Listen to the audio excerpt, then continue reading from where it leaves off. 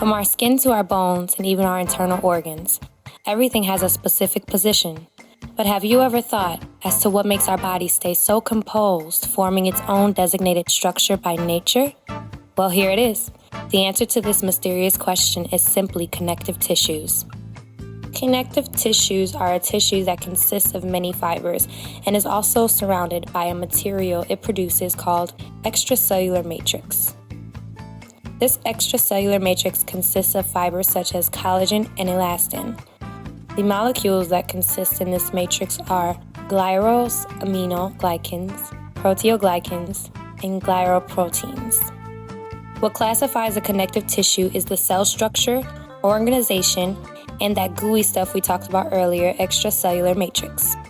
Let's look at the two connective tissues that carry different responsibilities, but both have a general cell organization and a matrix fluid. Here we have the bone and blood. Bones have two types of cells called osteoblasts and osteocytes. Its matrix consists of mineral salt, calcium, and collagen. Along with the matrix, the bone has two tissues. One of them is compact bone, and that consists of osteons that lay on the outer portion of the long bone.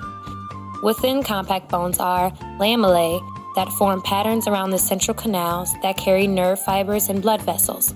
These vessels are there to bring nutrients to the bone.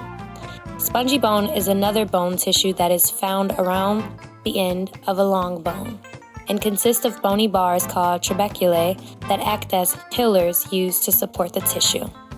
Blood, on the other hand, consists of red blood cells that carry oxygen, white blood cells that fight infection, and platelets that aid in clotting.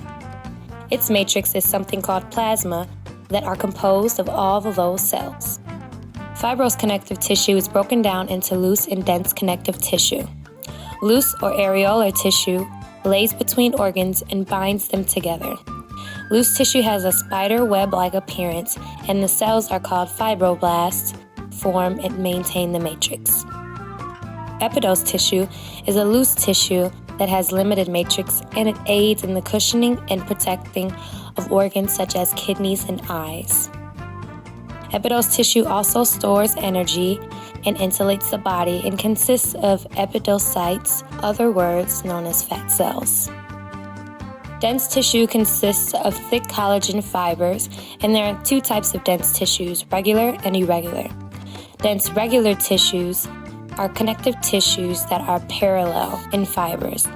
Think of tendons that connect muscle to bone, ligaments that join bone to joints, and aponeurosis that join muscle to muscle.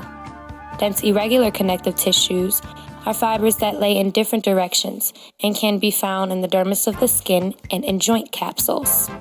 Reticular tissue is found in lymph nodes, the spleen, and red bone marrow. Its matrix consists of reticular fibers and is another form of connective tissue. Cartilage is made up of cells called chondrocytes that reside in small chambers called lacunae. Cartilage does lack a direct flow of blood supply, so it heals very slowly. And there are three types of cartilage found in the body. Hyaline cartilage, which is strong yet flexible and has a glassy appearance and is found in the nose. Elastic cartilage, which is the most flexible and is found in the outer ear. Fibrocartilage absorbs shock and is found in the knee joint and the backbone. From kidneys to eyes to knee joints, connective tissues are everywhere in our body and aid us in everyday movement. So the next time you bend your knee or pinch your skin, just know that these tissues carry the basic function to bind other tissues and organs together.